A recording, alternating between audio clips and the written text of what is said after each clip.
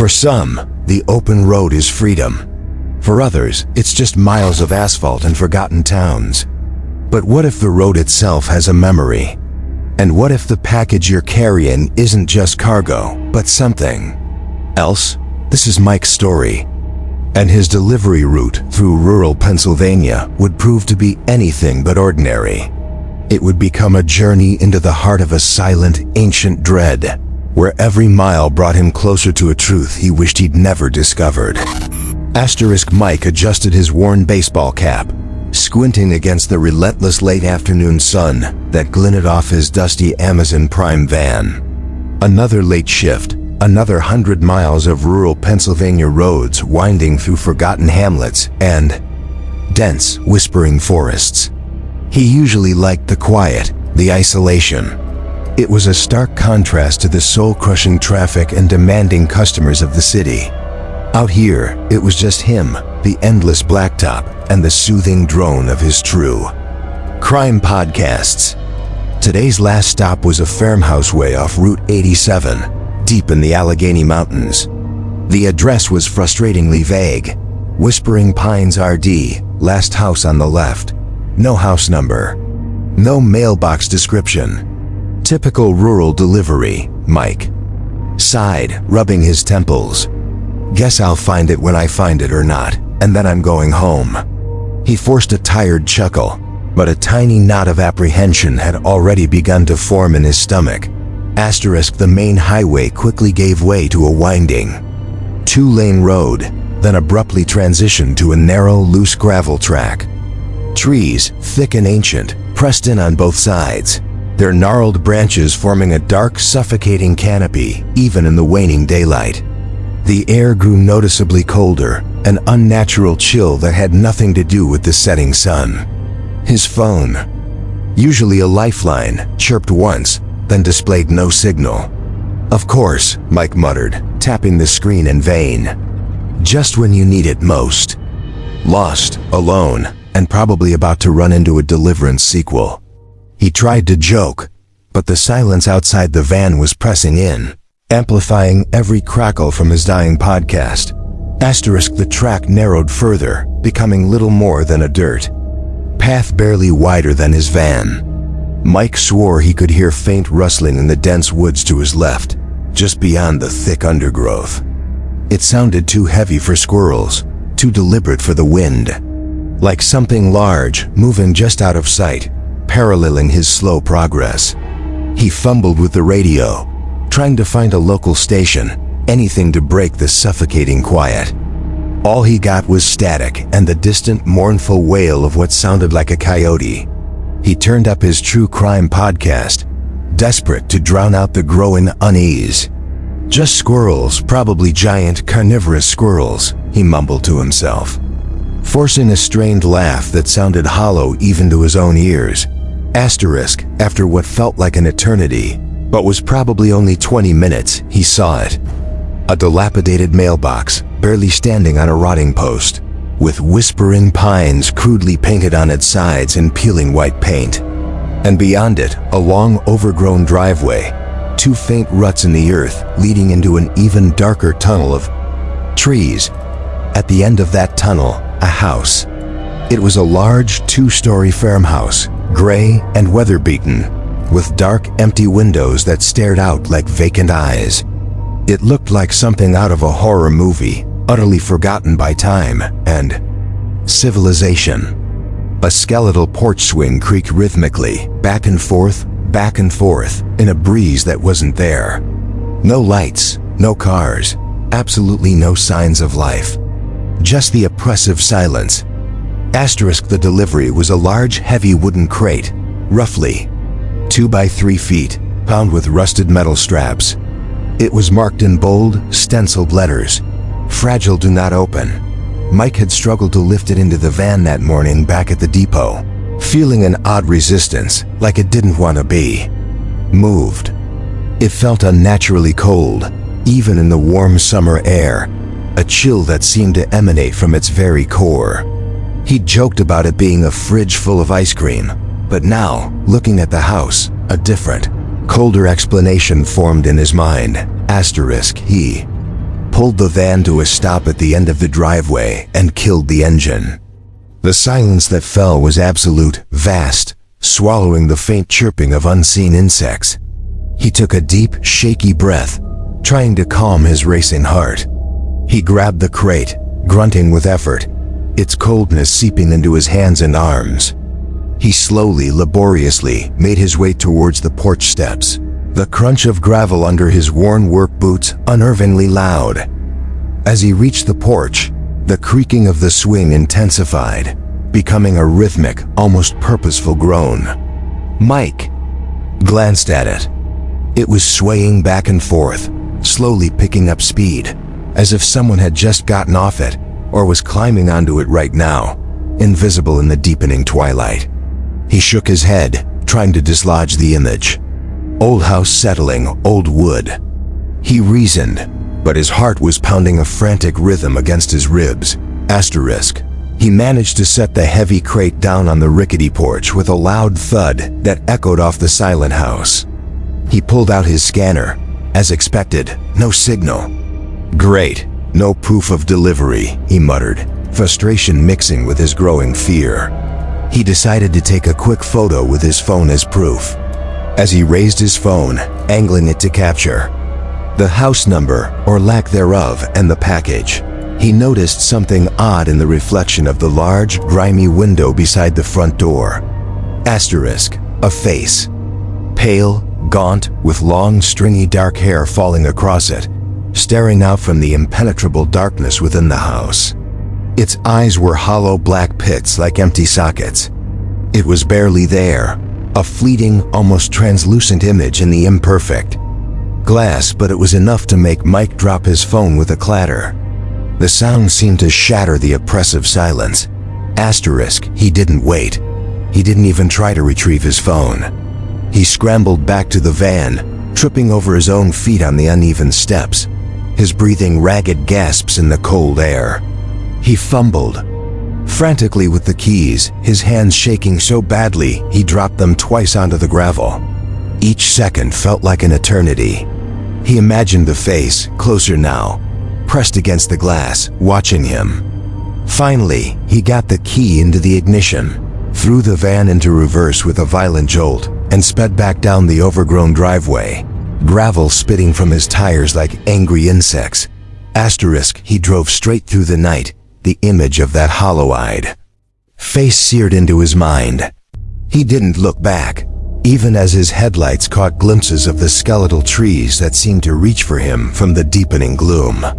He drove until the sun began to rise, painting the sky in a soft, mocking pink, until he saw the familiar signs of civilization, the comforting glow of city lights on the horizon. He never reported the incident, never explained why he suddenly resigned from Amazon, simply leaving his uniform and scanner in a box at the depot. He couldn't articulate the true reason without sounding insane. Asterisk. He sometimes jokes to friends that he just ran out of gas, or got lost in the woods on his last delivery, but the haunted, distant look in his eyes whenever he sees an Amazon Prime van on a lonely road tells a different, much darker story. And sometimes late at night, when the silence presses in, he can still feel that unnatural cold, the one that emanated from the wooden crate. He wonders what exactly was in that package, what ancient forgotten thing had been delivered to that desolate farmhouse. And he knows, with a chilling certainty, that whatever it was, it's finally home on Whispering Pines Road, probably rocking on that porch swing, waiting for its next delivery. He never found his phone, and he's glad.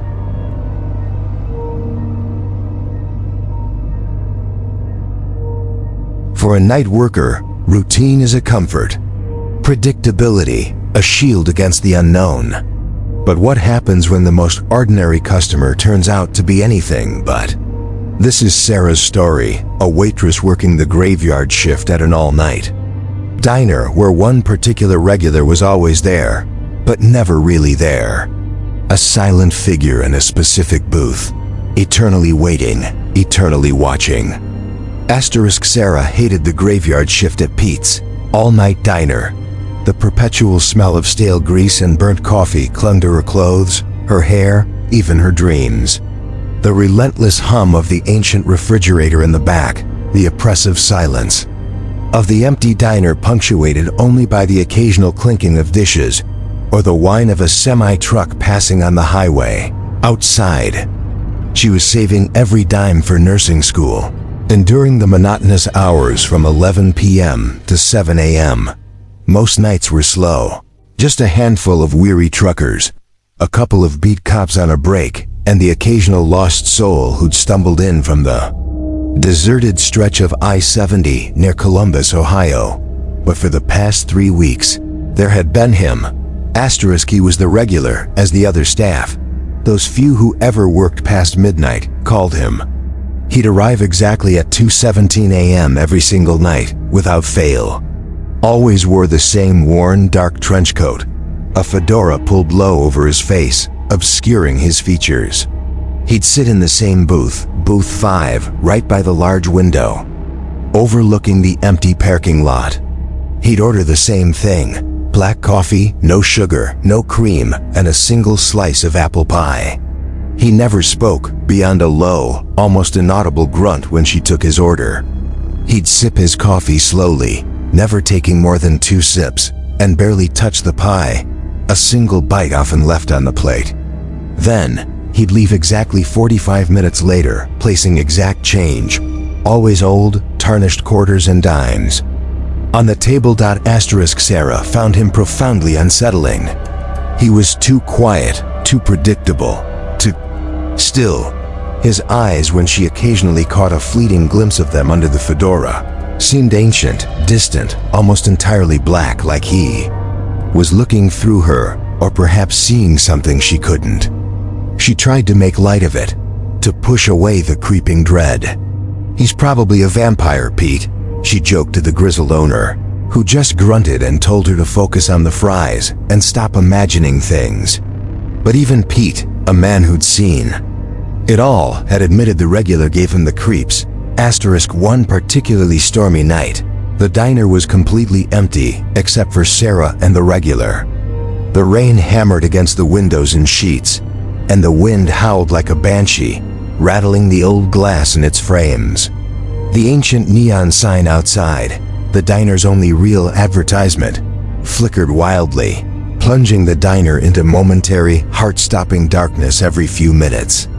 The sound of the storm was a furious backdrop to the unsettling silence inside. At precisely 2:17 a.m.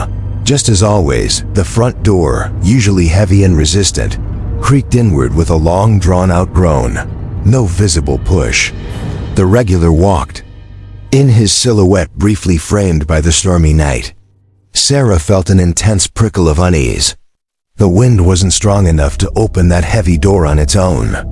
He made his way to booth 5, sat down with the usual quiet grace, and simply stared out the window into the driving rain. Sarah approached his table, notepad ready, a forced smile on her face. "The usual, sir?" she asked, trying to sound cheerful. Trying to sound normal. He didn't respond, didn't move a muscle. His head remained down, obscured by the fedora's brim. Sarah sighed, a nervous exhalation, shrugged, and walked to the counter to pour his coffee. As she did, she heard a faint, persistent scratching sound coming from booth 5. Her blood ran cold. It wasn't the sound of cutlery or a chair. It was a rhythmic, dry sound, like fingernails on glass. She glanced over, her heart skipping a beat. The regular was still motionless, his pose unchanging. The scratching continued, slow, deliberate. Scraping. Sarah cautiously walked back towards the booth, her movements slow, deliberate, as if moving through thick water. She leaned in, trying to see what he was doing under the brim of his hat, and then she saw it. On the condensation-fogged window beside him, a message was being slowly, painstakingly etched with what looked like a single long fingernail. Letters were crude, almost childlike, but undeniably clear. It read, "Help me." Sarah gasped, a sharp intake of breath, stumbling back, knocking over a stack of menus. She stared at the regular, but his head was still bowed, perfectly still. She looked at the window. The message was still there, dripping with condensation from the heat of the diner meeting the cold glass. She looked back at him, her eyes wide. With terror, he slowly, agonizingly slowly, began to lift his head. Asterisk under the fedora, his face was revealed. It was gaunt, impossibly pale, with skin that looked stretched and dry, like old parchment. His eyes were wide, sunken, and utterly devoid of life, staring out with a profound, terrifying sadness that spoke of endless torment. His lips were chapped and blue, and from them a faint, raspy whisper emerged, barely audible over the hammering rain, a sound like dry leaves skittering across a tombstone. "I can single quotes believe." The words were in agony, stretched and distorted, as if they hadn't been spoken in centuries. Asterisk Sarah screamed. A raw, guttural sound that tore through the silence of the diner, momentarily eclipsing the storm outside. She backed away, tripping. Over a chair, her legs suddenly useless, her eyes glued to his horrifying, sorrowful face. He didn't move, didn't pursue, just continued to stare with those dead eyes, a single, clear tear tracing a path through the dust on his chalk-white cheek. He seemed trapped, burdened, haunted. Asterisk, she fled into the kitchen, fumbling for her phone to call Pete or the police anyone. Her hands were shaking so badly she couldn't dial. She could still hear the faint scratching on the window, even through the kitchen door. When she dared to peek out, after what felt like an eternity, the diner was empty. Booth 5 was vacant. The message on the window was gone, wiped clean by the persistent condensation. The faint smell of something acrid like old dust and ozone lingered in the air. Asterisk Sarah quit that night, without a second thought, citing a sudden severe family emergency. She never set foot in Pete's diner again, refusing to drive past it, taking long detours to avoid even seeing the familiar neon sign. She heard it eventually close down, like many of those old roadside establishments. But sometimes when she sees an old, empty diner at night, or catches the faint scent of stale coffee, she shivers. And she wonders if the regular is still sitting in booth 5, forever sipping coffee, forever trying to scratch out his desperate, eternal plea on a cold, rain-streaked window, trapped in a routine far more terrifying than any graveyard shift. She sometimes jokes that she just got sick of serving pie, but the lingering tremor in her hand when she holds a coffee cup tells a much, much darker story.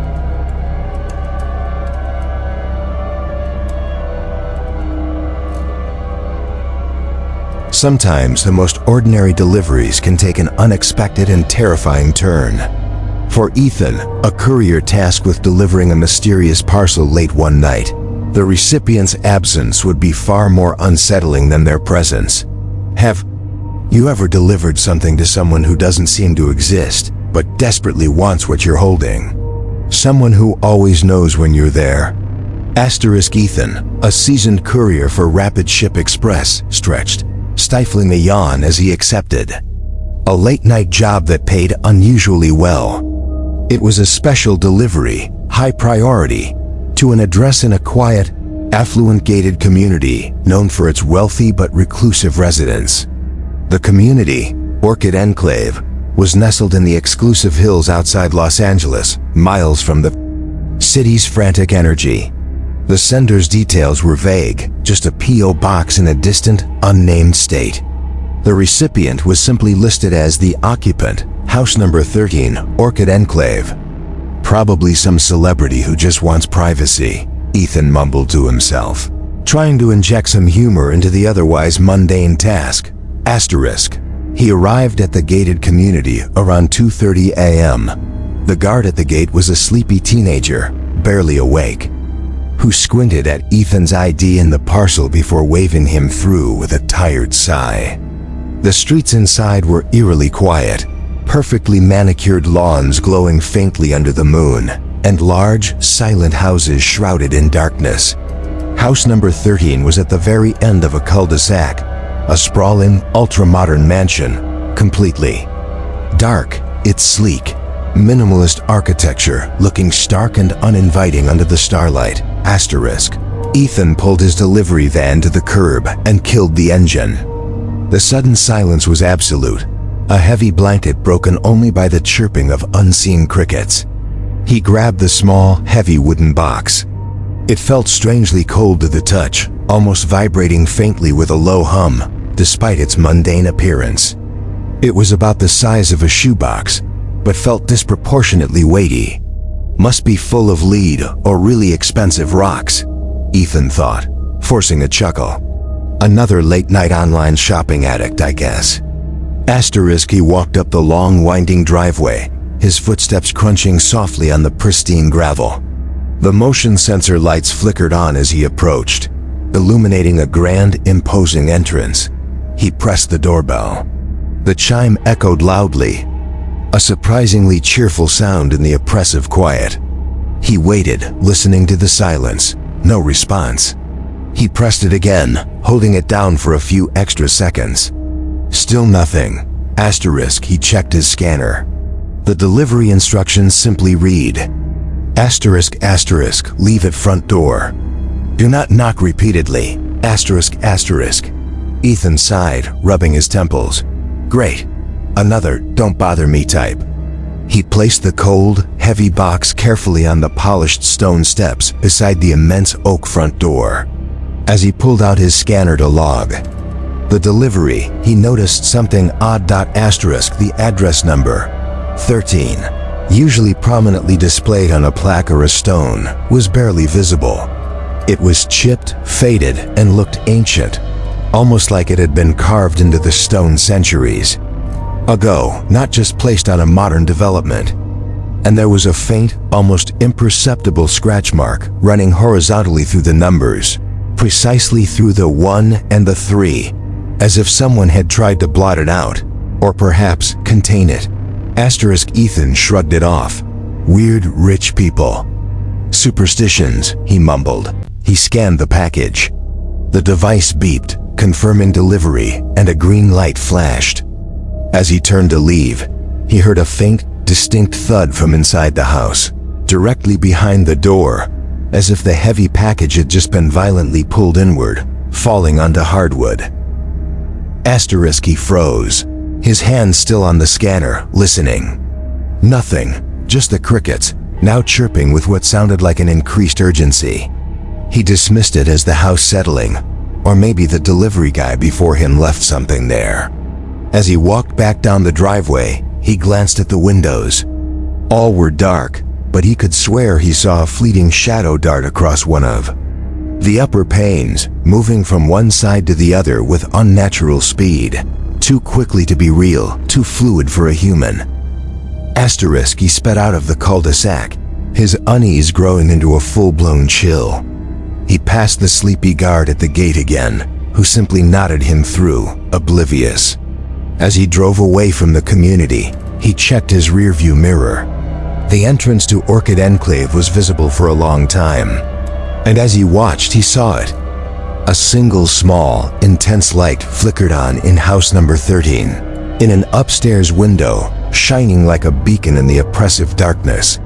It was on for only a second, then vanished, leaving him with the disturbing impression that it was a momentary glance, a brief recognition of his departure. Asterisk. Over the next few weeks, Rapid Ship Express started getting more unusual late-night requests for house number 13, not from the original sender of the wooden box, but seemingly from within the house itself. The dispatch system would show new, specific, antique items ordered, a specific type of Victorian-era phonograph, a rare collection of 19th century sheet music for a forgotten waltz, an old, delicate, porcelain doll with glass eyes, and a tarnished silver locket. And the delivery instructions were always the same. Leave at front door. Do not knock repeatedly. Prepaid. No name, just the occupant. Asterisk. Ethan, no longer on the night shift, heard the other drivers joke about the weird rich recluse at number 13 inches and their creepy old junk. But the jokes didn't sit right with him. He started feeling a nagging sense of dread whenever a new delivery for that address popped up. He decided to look up the house online. The property records showed it had been vacant for over 15 years. The last known owner, a reclusive socialite named Evelyn Thorne, had died in 2008 within the house. The property had never been sold, never renovated, never officially occupied since her death. One night, curiosity and a creeping dread he couldn't shake got the better of him. It was well after midnight, his day off. He drove past Orchid Enclave, making sure his lights were off as he approached House 13. He slowed down as he passed the entrance to the cul-de-sac, and there it was, house number 13. Every single window on the upper floor was now brightly lit, a stark contrast to the surrounding dark, silent mansions. And through one of the large, uncurtained windows, Ethan could clearly see what looked like multiple shadowy figures moving around inside, quickly, frenetically, like a party was happening. But there were no cars in the driveway, no music, no sounds reaching him. Just the bright, unblinking lights and the frantic, dancing shadows. He could almost discern the faint outline of a figure holding what looked like a small, wooden box. Ethan drove away, a deep, bone-chilling cold settling in his bones. He never went near Orchid Enclave again. He started looking for a new job, something that didn't involve any deliveries at all. Something strictly day shift with plenty of people around. He sometimes laughs about the ghost house on his old route when friends ask why he left Rapid Ship, but the haunted, distant look in his eyes tells a different story. He knows that some packages are destined for places that defy logic, and some recipients, even if they don't exist in the traditional sense, will always be waiting. They always know when you're there, and they always want what's theirs.